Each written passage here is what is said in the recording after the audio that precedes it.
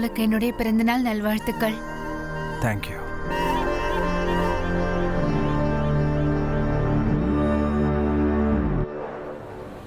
ராஜாதி ராஜா சரண் வருகிறார்.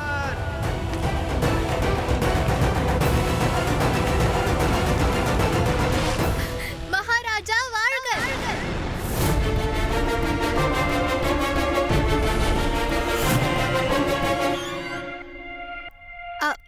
எங்க 3 பேர் மனசோட மகாராஜா மனைவி மேல உயிரே வச்சிருக்கீங்க.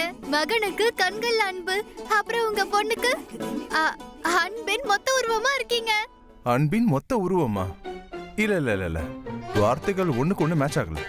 இத ஒழுங்கா நம்ம ரைம் பண்ணி ஆகணும். என்ன ரைம் இருக்கோ இல்லையோ, அன்பு இருக்குல்ல.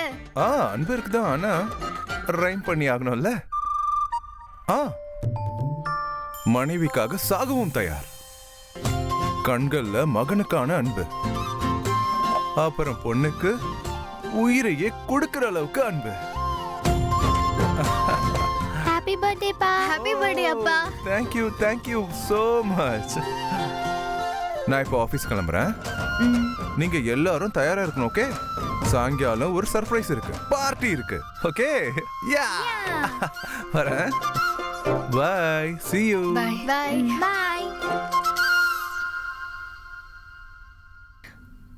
அவிக், இங்க பாரு, பார்ட்டி ஈவினிங் தானே? ஆமால. ஆனா அப்பாக்கு நம்ம கிஃப்ட் முதல்ல கொடுத்துறணும். நம்ம பிளான் என்னன்னு உனக்கு ஞாபகம் இருக்குல்ல? குட்.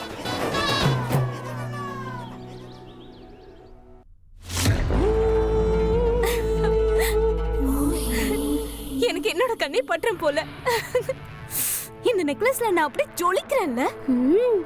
ஒரு செல்ஃபியாவது எடுத்தாகணும்.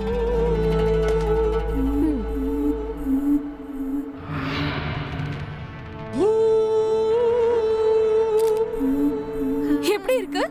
ரொம்ப ரொம்ப அழகா இருக்கீங்க. இந்த கண்ணாடியை இப்படியே கொஞ்ச நேரம் பார்த்துட்டே இருந்தீங்க, இந்த கண்ணாடி இன்னும் கொஞ்ச நேரத்துல உடைஞ்சே போயிடும். எனக்கு இவ்ளோ அழகு எங்க இருந்து கிடைச்சதுன்னு உனக்கு தெரியுமா? எங்க இருந்து? என்னோட பாட்டி எப்போ என்ன தெரியுமா சொல்வாங்க? நான் பிறக்கும் போது எல்லா நட்சத்திரங்களும் நிலாவை பார்த்துக்கிட்டே இருந்துச்சாம். அதனாலதான் நான் நிலா மாதிரி அழகா இருக்கேன். ஆனா இந்த கண்ணாடி நிலா மேல ஒரு அழுக்கு விழுந்துருச்சு.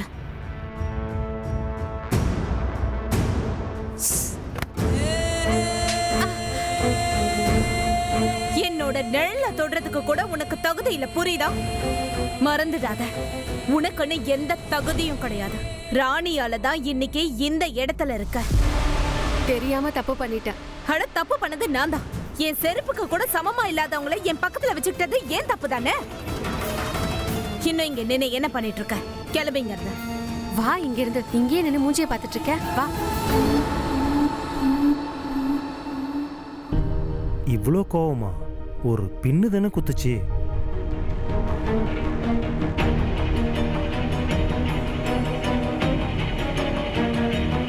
ஆனா அது குத்துனது என்னமோ மனசுல. இதெல்லாம் உங்களுக்கு எப்படி தெரியும்? உங்களுக்குன்னு ஒரு கனவும் இல்ல, ஒரு ஆசையும் இல்ல. உங்களுக்கு ஒன்று தெரியுமா? கோவப்படும் போது நீங்க இன்னும் ரொம்ப அழகா இருக்கீங்க.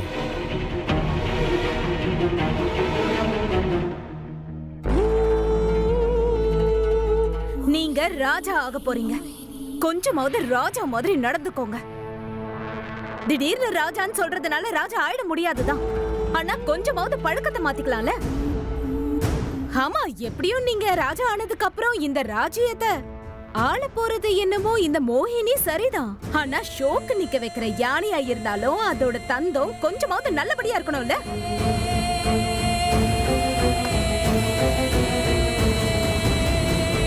என்ன நீ பாட்டுக்கு பேசிக்கிட்டே போற? ஃபோக்கஸ் அவிக், ஃபோக்கஸ். என் பிளானிங் அப்புறம் அப்பாவுடைய 40th பர்த்டேக்கு நடுவுல இருக்க இந்த கேப்பை ஃபில் பண்ண வேண்டியது நீ மட்டும்தான். அப்புறம் நீ அந்த போயமா நல்ல ஞாபகம் வச்சுக்கோ, மறந்துடாத. நீ டென்ஷன் ஆகாதக்கா. இல்ல, கொஞ்சமா டென்ஷன் ஆகு. ஏன்னா நான் போயம் சொல்லும் போதெல்லாம் பயங்கிற வார்த்தை வந்தாலே நீ பயந்துருவ. அதுக்கப்புறம் மிச்சம் இருக்கிற லைன்ஸை நான் மறந்துடுவேன். ஆஹா, தெரியும். அதனாலதான் மத்த 2 லைன்ஸை உன் கையில எழுதி வச்சிருக்கேன் நானு. அத நீ படிச்சதும் நிக்காம போயமா சொல்லிடுவ. அப்புறம் உனக்கு தான் தெரியும்ல, நம்ம எப்பவும் பயப்படவே கூடாது. பிரேக் போடு. என்ன? அட, அங்க ஸ்பீட் பிரேக்கர் இருக்கு. ஒன்னும் ஆகல.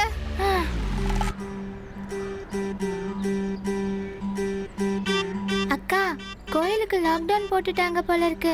வா நம்ம திரும்ப வீட்டுக்கு போயிடலாம். அப்பாக்கு பிலேட்டட் பர்த்டே கிஃப்ட் கொடுத்துக்கலாம். இல்ல கிஃப்ட் இன்னைக்கு தான் கொடுக்கணும். வா. நில்லுங்க, இப்ப உள்ள யாரும் போக முடியாது. நீ ஏன் கவலைப்படுறக்கா? நம்ம என்ன நடந்தா வந்தோம்? சைக்கிள்ல தானே வந்தோம். அதான் சைக்கிள் இருக்கேவா போலாம். சைக்கிள்லாம் இல்ல, சின்ன யானை. என்ன? அங்க பாரு, அதுதான் நம்ம உள்ள போறதுக்கான டிக்கெட்.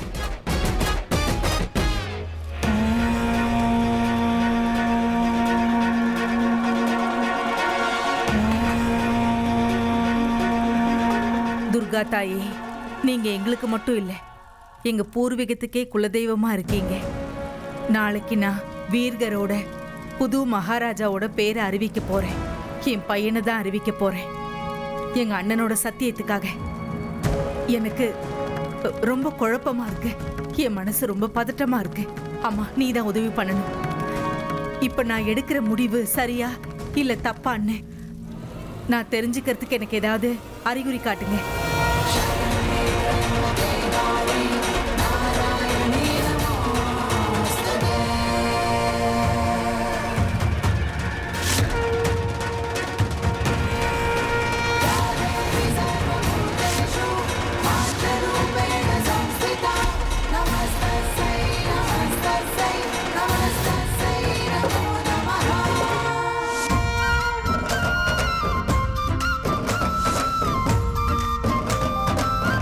அடியெல்லாம் எதுவும் படல. இல்ல.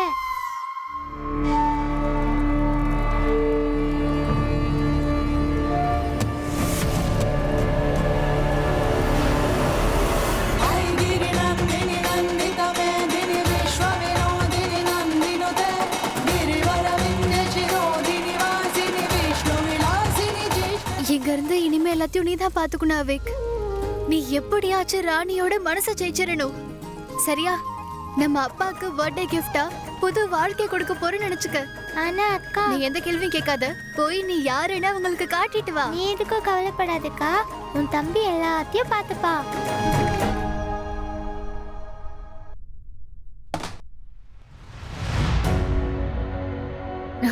ஸ்டோரை மொத்தத்தையும் குப்பையாக்கி வச்சிருக்காங்க. எந்த பொருளையும் எடுத்த இடத்துல வைக்கிறதே இல்ல. வரட்டும் ரெண்டு பேரும், இன்னைக்கு இருக்கு அவங்களுக்கு.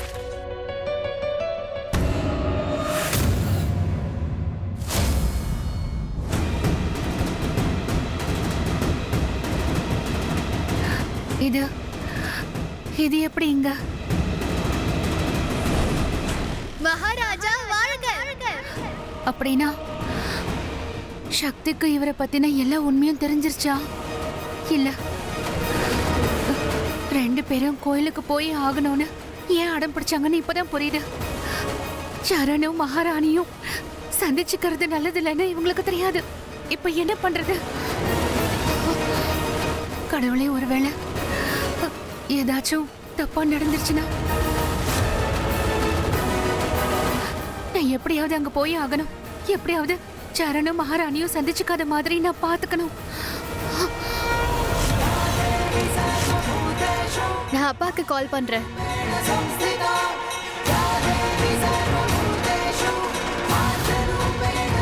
ப்ளீஸ் பா, நீங்க இவ்வளவு கேள்வி கேட்காதீங்க. சீக்கிரமா வாங்க. நாங்க ராஜ்கர் ரோட்ல துர்கையம்மன் கோவில்ல இருக்கோம். சரிம்மா, நாங்க கரெக்டா வந்துடுறோம். சீக்கிரமா வாங்கப்பா.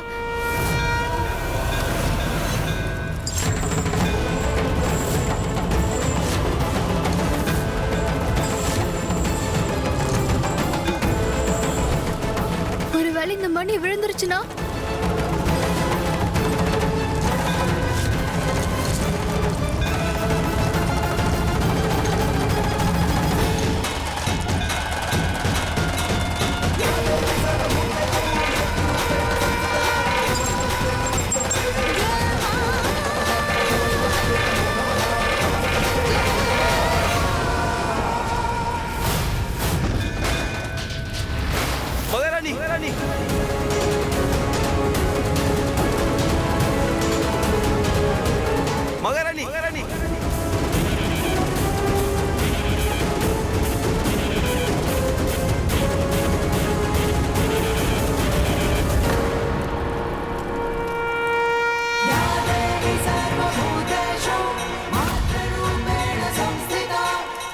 துர்காமா, எல்லாம் சரியா நடந்துகிட்டு இருக்கு. அப்பாவோட என்ட்ரி மட்டும் கரெக்டான டைமுக்கு வந்தா போதும்.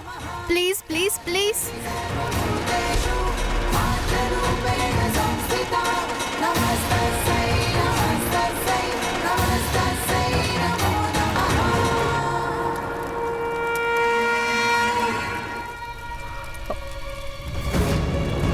நாளைக்கு நான் வீர்கரோட புது மகாராஜாவோட பேரை அறிவிக்க போறேன். நான் எடுத்திருக்கிற முடிவு சரியா இல்ல தப்பான்னு நான் தெரிஞ்சுக்கிறதுக்கு எனக்கு ஏதாவது அறிகுறி காட்டுங்க. அம்மா தாயே, நீங்க என்ன சொல்ல வரீங்க நான் புரிஞ்சுக்கிட்டேன். ஆனா ஒருவேளை பிருத்வி இல்லைன்னா வேற யாரு? இந்த கதையில பாதி உண்மை பாதி போய். ஒரு காலத்துல மகாராணி வாழ்ந்து வந்தாங்க. அவங்களோட அரியாசனம் எவ்வளோ உயர்ந்ததோ அவங்களோட மனசு அதை விட பெருசு.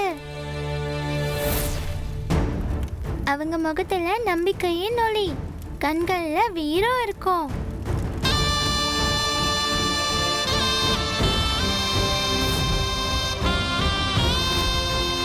சில நேரங்கள்ல நெருப்பாவும், சில நேரங்கள்ல மெழுகாவும், சில நேரங்கள்ல கல்லாவும் இருந்தாங்க. அன்பு, தியாகம், கடமை, வீரம் தான் அவங்களோட அடையாளம். எல்லா நம்பிக்கையும் கைவிட்டு போனாலும் தைரியமா நிக்கிறது தான் வீரம். காத்தோட திசைய மாத்திரத்துக்கு பேர் தான் வீரம். பலவீனமானவங்களை மண்டியிட வைக்கிறது வீரம் கிடையாது. கீழே விழுந்தவங்களை தூக்கி விடுறதுக்கு பேர் தான் உண்மையான வீரம். என்னதான் இருந்தாலும் மனுஷங்க தானே வார்த்தையால காயப்படுத்ததான் செய்வாங்க. நம்ம கிட்ட நேர்மைங்கிற கேடைய இருக்க வரைக்கும் நம்ம யாருக்கும் பயப்பட வேண்டாம்.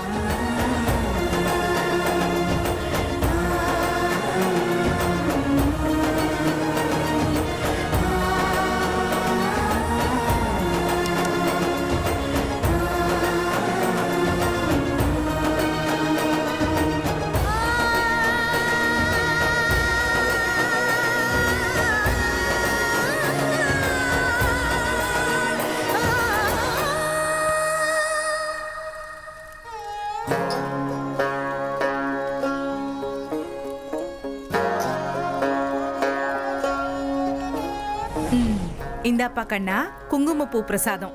எனக்கு ஆனா அத்தை, இததான் நீங்க யாருக்கும் கொடுக்க மாட்டீங்களே?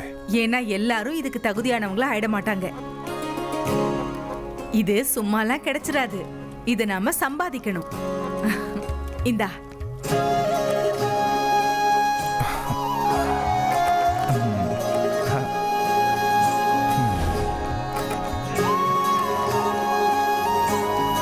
தம்பி, இந்த கவிதையை நீ யார்கிட்ட இருந்து கத்துக்கிட்ட? எங்க அப்பா கிட்ட இருந்துதா. உன்னோட அப்பா யாரு? அங்க பாருங்க, அதோ அவர்தான் என் அப்பா.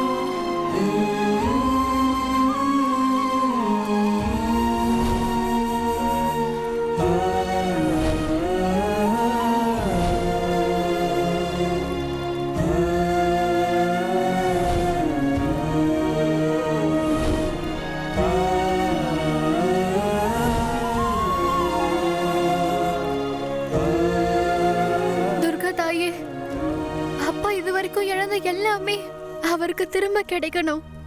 என் அப்பாவையும் மகாராணியும் இனி நிரந்தரமா சேர்த்து வச்சிரு.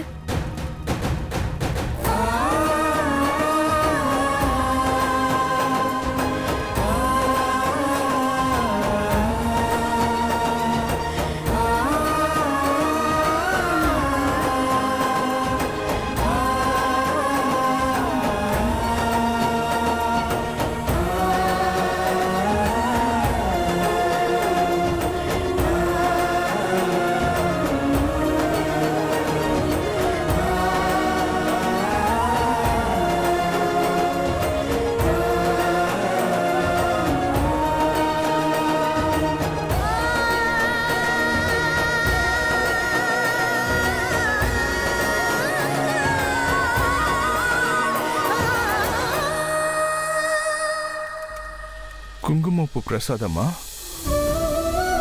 உங்க கையால இதை வாங்கணும்னு நான் எத்தனை வருஷமா காத்துட்டு இருக்கேன் தெரியுமா?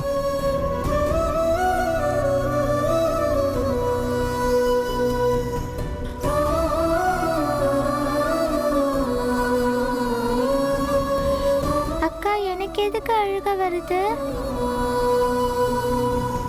ஏன்னா இப்ப நடந்துட்டு இருக்கிறது இந்த உலகத்தோட ரொம்ப அழகான ஒரு காட்சி. பல வருஷம் முன்னாடி பாதியில நின்ன கதை இப்ப நம்ம கண்ணு முன்னாடி திரும்ப ஆரம்பிக்குது. நீயே பாரு, 2 பேரும் எதிராதான் நிப்பாங்க, ஆனா எதுவும் பேசிக்க மாட்டாங்க. அப்பதான் மகாராணி அவங்களோட இடது கைய நீட்டுவாங்க. இப்ப அவங்க வலது கையில இருக்க டப்பாவை இடது கையில எடுத்து வச்சு அந்த டப்பாவோட மூடிய திறப்பாங்க. இப்ப அப்பாவோட கவனம் முழுக்க அந்த டப்பாக்குள்ள இருக்க குங்குமப்பூ முஷ்டி மேலதான் மொத்தமா இருக்கும். இப்ப மகாராணி அவங்க கைகளால அந்த டப்பாக்குள்ள இருக்க ஒரு குங்குமப்பூ மிஷ்ரி எடுத்து அவர் வாயில வைக்க போறாங்க.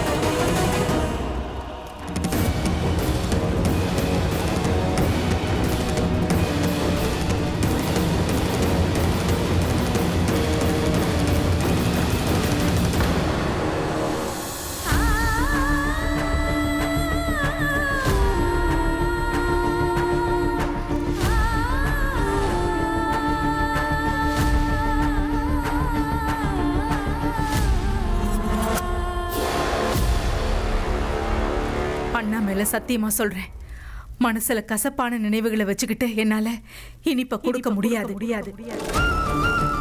இந்த ஜென்மத்துல உங்க காலை தொடர பாக்கியம் எனக்கு கிடைக்காதுன்னு எனக்கு தெரியும். அதனால தூரத்துல இருந்தே நான் ஆசீர்வாதம் வாங்கிட்டு போறேன். அம்மா, உங்களை பார்த்ததும் ஏன் இப்படி பேசுறாங்க? அத்தை, நேரம் போக போக ஓடுற தண்ணி பாறையே கரைச்சிருத. ஆனா உங்களோட மனசு ஒரு தாயோட மனசு. உங்களோட இந்த பெரிய மனசுல எனக்கு கொஞ்சம் கூட இடம் கிடைக்காதா? சின்ன வயசுல இருந்தே உன்னை என் மனசுல பொத்தி பொத்தி வச்சேன். ஆனா நீ அந்த மனசை எட்டி உதைச்சிட்டு வீர்கரை விட்டே போயிட்ட. உன்னோட ராஜ திலகத்துக்காக என் கையால மணக்கிற பூக்களை வச்சு மாலையா கோத்து வச்சிருந்தேன். ஆனா நீ ரோட்ல கிடக்கிற கசங்கன மாலையை போட்டுக்கிட்டு அந்த பொண்ணை கல்யாணம் பண்ணிக்கிட்டு வீட்டை விட்டே போயிட்ட.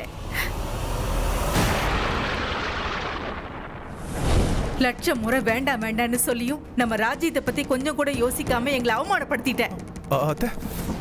நீ வீர்கரோட வருங்கால மகாராஜாங்கிறத எப்படி மறந்த? நீ எப்படி இத மறந்த? நீ இந்த வீட்டுக்கு மருமகளா கூட்டிட்டு வந்த பொண்ணு ஒரு ஆட்டக்காரி, நாடகக்காரிங்கிறத நீ மறந்துட்டியா? இந்த மாதிரி பொண்ணுங்களுக்கெல்லாம் அவங்க ஆட்டம் முடிஞ்ச உடனே நோட்டை அவங்க மேல தூக்கி போட்டு அனுப்பி வச்சிடணும். இப்படி பூமாலை போட்டு தாலி கட்டி அவங்களை வீட்டுக்கு கூட்டிட்டு வர வேலை வச்சுக்க கூடாது. நீ நம்ம வீட்டு மான மரியாதை மட்டும் இல்லை, என்னோட மனசையும் சேர்த்து உடைச்சிட்டு. ஆனாலும் வீர்கரோட நல்லதுக்காக இந்த ஊரோட ராஜாவுக்கு நான் இன்னொரு வாய்ப்பை கொடுக்கிறேன். அந்த பொண்ணோட கையை பிடிச்சு இந்த வீட்ல இருந்து மட்டும் இல்ல, உன்னோட வாழ்க்கையில இருந்தே மொத்தமா அனுப்பி வச்சிரு. இந்த கல்யாணம் நடந்ததையும் நீ மறந்துரு. நீ பண்ண தப்பையும் நான் மறந்துடுறேன். அண்ணா மேல சத்தியமா சொல்றேன், உன் கலங்கத்தை துடைக்க வேண்டியது என்னோட கடமை. இத பத்தி யாருக்கும் நான் தெரிய விட மாட்டேன். ஆனா இந்த பொண்ணை நீ கைவிட்டே ஆகணும். அத்தை, வாக்கு கொடுக்கறதும் வாக்குப்படி நடக்கிறதும் வீர்கட்டோட அடையாளம். நம்ம கொடுத்த வாக்குக்காக நம்மளோட உயிரையும் கொடுக்கலாம். இதுதான் வீர்கட்டோட சட்டம். நான் அவளுக்கு வாக்கு கொடுத்துருக்கேன் அத்தை. அதை காப்பாத்துறதுக்காக என் உயிரையே கொடுக்க வேண்டியதா இருந்தாலும் சரி, அதை சந்தோஷமா கொடுக்க நான் தயாரா இருக்கேன்.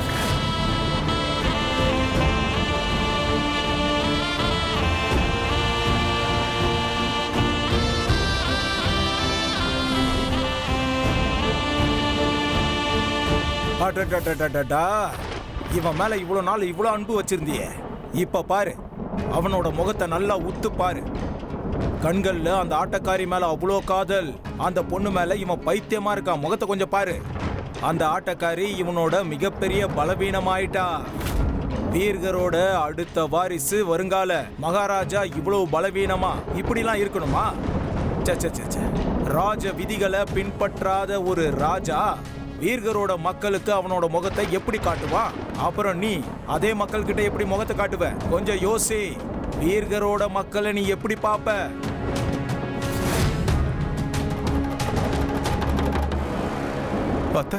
போதும் போதும் போதும்.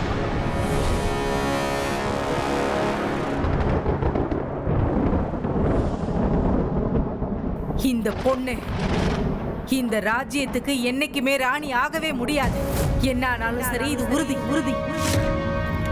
நீ வீர்கரோட ராஜா ஆகணுமா இல்லையாங்கிறத நீதான் முடிவு எடுக்கணும். முடிவை உன் கையில கொடுத்துடுற. இந்த பொண்ணா இல்ல இந்த ராஜா அரியாசனையா?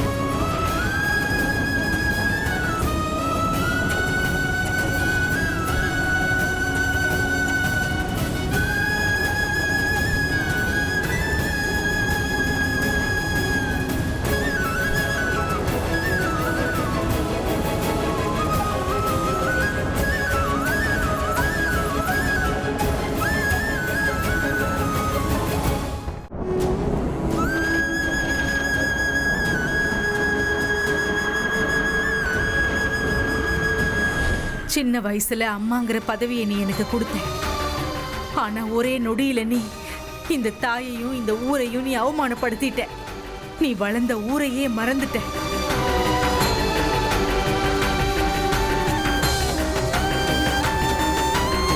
அண்ணன் மேல சத்தியமா சொல்றேன், நான் பண்ணது எல்லாமே ராஜ்யத்தை காப்பாத்துறதுக்காக தான் பண்ணேன். ஆனா நீங்க என்ன பண்ணீங்க? இந்த பொண்ணுக்காக மகனாவும் ஒரு ராஜாவாவும் உன் கடமையை மறந்து